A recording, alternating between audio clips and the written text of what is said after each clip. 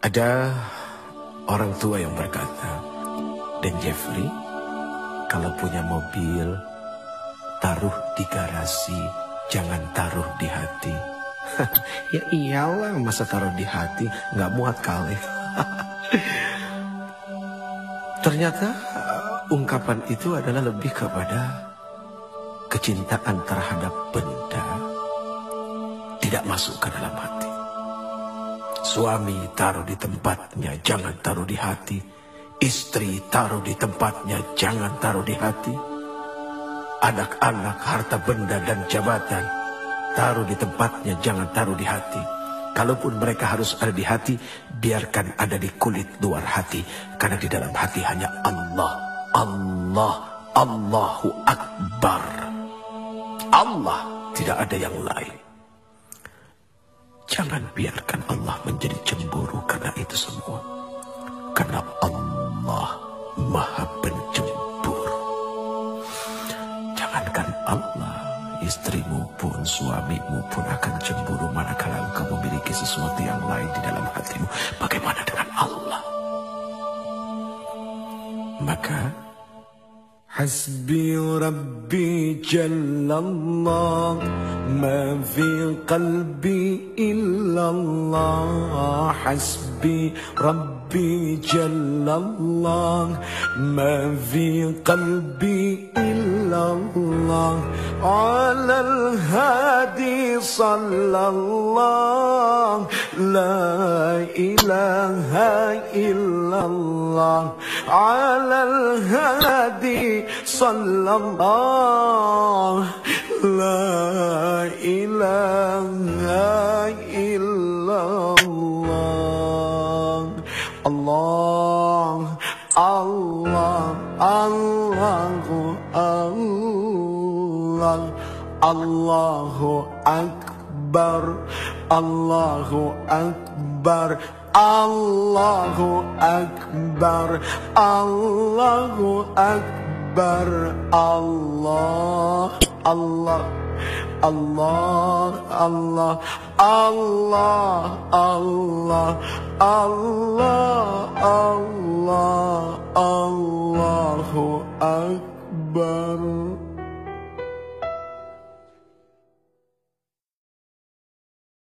Istighfar adalah meminta ampun kepada Allah.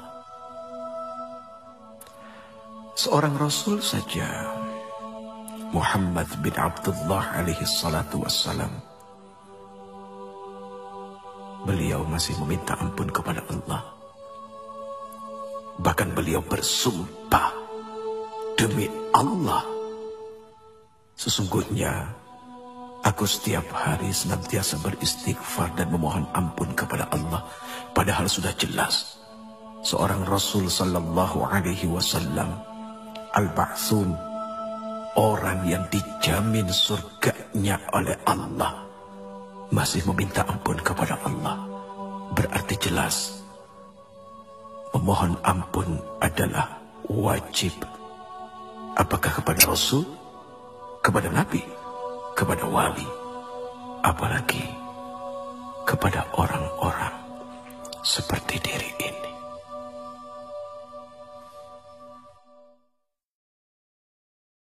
Ada kejadian cukup lumayan lucu, tapi mendatangkan hikmah yang sangat luar biasa besar. Sekali waktu Allah Subhanahu wa Ta'ala izinkan kami berangkat berumrah menuju Baitullah, kemudian berziarah datang kepada Rasul sallallahu alaihi wasallam. Begitu sampai di dalam masjid, tiba-tiba diri ini tanpa sengaja melihat seorang laki-laki, orang Indonesia yang bekerja menjadi, apa ya istilahnya, marbot kali ya. Persisnya adalah orang yang suka membersihkan masjid. Kemudian terjadi obrolan, Assalamualaikum, Waalaikumsalam. Uci, apa kabar? Hati ini senang juga sih dikenal orang, padahal nggak bagus ya punya hati seperti itu. Akhirnya terjadi obrolan sederhana. Sudah berapa lama kerja di sini? 3 bulan, Uci. Oh, pernah ke makam Rasul? Aduh, Uci, pernah. Sehari semalam saya di dalam, di dekat makam Rasul. Saya menyapu, saya membersihkan. Langsung tiba-tiba saja diri ini memeluk orang itu ya Allah? Apa yang telah membuat dia begitu mudah bisa masuk dekat dengan Rasul sallallahu alaihi wasallam? Sementara kami yang berulang kali bolak-balik datang berhaji berumrah, tapi begitu sangat sulitnya untuk mendekati Rasul. Ada apa? Akhirnya duduk di Raudhah berpikir. Allah berikan jawaban. Oh, ternyata kalau ingin bertemu dengan Rasul, tidak usah bawa uang, bawa pel sama sapu. Bingung kan? Sapu. Hanya dengan membawa sapu dia bisa sedekat itu dengan Rasul. Inilah terkadang orang suka merendahkan jabatan orang lain yang lebih rendah daripadanya. Padahal maaf, seorang manajer belum tentu sering-sering bisa ketemu dengan seorang presiden direktur. Malah office boy-nya yang hampir setiap hari ketemu dengan presiden direktur. Bahkan bukan tidak mungkin seorang office boy bisa duduk di kursi presiden direktur ketika dia ngebersihin kamarnya. Ini kan subhanallah, perkara sederhana. Sapu, apa arti sapu? Sapu itu punya sifat membersihkan. Berarti bagaimana kita menyapu hati kita dari dengki, dari iri. Ternyata itulah yang membuat seseorang bisa menjadi dekat dengan Rasul. Hanya orang-orang yang hilang dengki dan tidak punya iri, dan senantiasa bersyukur dengan apa yang Allah berikan. Kemudian bermujahadah, senantiasa istiqamah dalam ampunan, taubat dan nasuha kepada Allah, hanya kepada Allah. Itu yang akan membuat dekat dengan Rasul sallallahu alaihi wasallam. Ya Rasul, diri ini rindu kepada Engkau. Semoga kami menjadi orang-orang yang didekatkan dengan Engkau. Lalu kedekatan kami kepada Engkau menjadi kedekatan kepada Allah Subhanahu wa ta'ala. Ya Allah, ampuni kami dengan segala kekotoran hati kami dan perasaan-perasaan paling baik daripada yang lain. Subhanallah, Maha Suci Engkau ya Allah. Semoga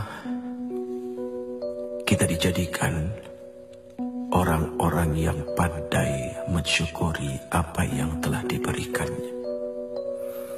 Contoh kecil, sekali waktu ada seorang pedagang yang didatangi seorang pembeli, kemudian dia membeli sesuatu yang nilainya kecil saja. Jangan lupa untuk mengatakan, enggak segini kan? Itu kalimat canda kepada Allah. Daripada harus dikeluarkan satu kalimat, masa segini? Itu tanda dari tidak bersyukur dengan apa yang telah diberikan. Manusia wajib bersyukur karena Allah Subhanahu wa ta'ala telah berikan modal yang besar kepadanya. Kalau ada orang yang mengatakan bahwa dirinya tidak memiliki modal, siapa bilang? Mata adalah modal yang dahsyat. Telinga adalah modal yang tak tertandingi. Mulut adalah modal yang sangat berguna. Bagaimana dengan akal, pikiran? Sudah pasti itu bisa menjadi modal kekuatan hidup dunia dan akhirat. Terima kasih, terima kasih. Ini satu ungkapan ucapan ketika seseorang diberikan sesuatu oleh orang lain. Terima kasih. Tahukah engkau apa sesungguhnya dari arti terima kasih itu sendiri? Terima kasih. Kalau sudah terima, jangan lupa ngasih. Tidak ada ketika orang diberi kemudian lalu mengucapkan terima simpen dia, tidak. Tapi terima kasih artinya ketika dia sudah menerima, dia berjanji akan mengasihi. Dan ketika mengasihi sudah pasti dengan kasih. Tidak ada caci maki, tidak ada penyesalan, dan semua diberikan dengan lapang dada. Barang siapa yang senantiasa memberi, maka dia tidak akan pernah menjadi orang miskin di dunia dan di akhirat. Seringkali orang menghindar dari yang namanya ujian. Bahkan ketika berdoa pun seperti itu, ya Allah, jauhkan kami dari segala macam bentuk ujian. Padahal kalau dipikir-pikir, ternyata yang namanya ujian itu untuk naik kelas. Nggak usah jauh-jauh, lihat saja. Ngapain capek-capek kita menyekolahkan anak kita. Dari TK, kemudian SD, SMP, SMA, sampai ke university. Dari TK ke SD, apakah tidak ada ujian? Kan pasti pakai ujian. Kemudian dari SD sampai ke SMP, apakah tidak pakai ujian? Kan pakai ujian. Kemudian dari SMP ke SMA, SMA ke kuliah. Harusnya curiga kalau seandainya hidup tidak diuji. Lihat saja, misalnya ada seorang mahasiswa kuliah 6 semester, tapi nggak pernah ada ujian. Kan aneh. Makin berat ujian, berarti makin dahsyat juga gelar yang akan diberikan. Tapi ujian, kok nggak selesai ujiannya? Ya tanya ke Allah dulu, ngambil berapa SKS, kan begitu. Sederhana, selama kita berada dalam ruang ujian, 15 pertanyaan kita diberikan. Kita cuma jawab 7, jangan harap bisa keluar dari ruang ujian. Ya jawab, selesaikan. Persoalan apa jawaban itu benar atau tidak, serahkan kepada Allah, yang penting sudah berusaha untuk menjawab.